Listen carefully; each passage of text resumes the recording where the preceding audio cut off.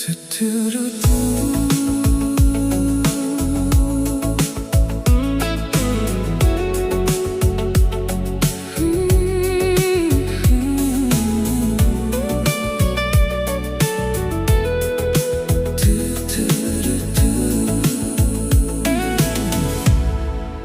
đây cả jingkmen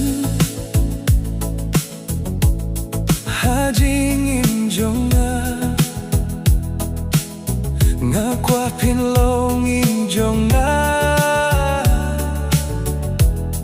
ha baroh shirta Jingieid ba janai ha phin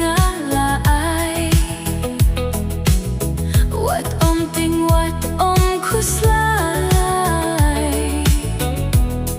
na ngan om jngai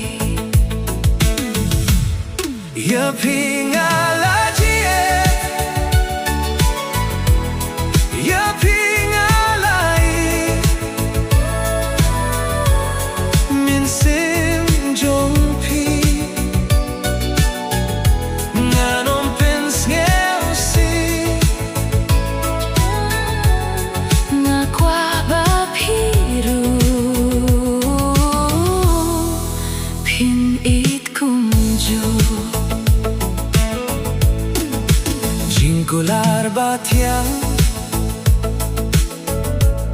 wat Ieid Kum Juh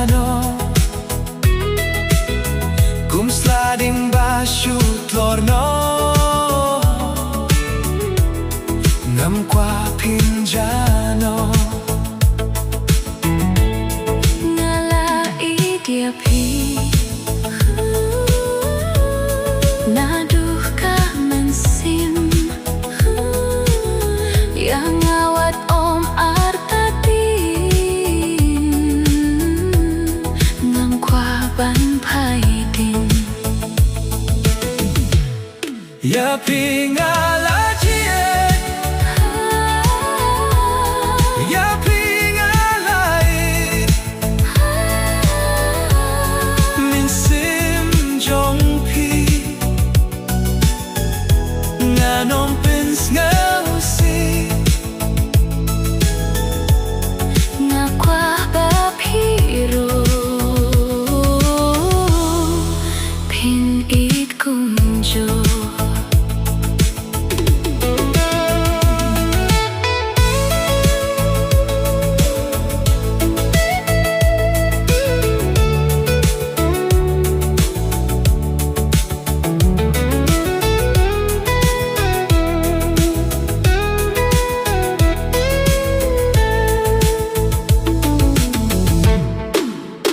Jingieid ba shisha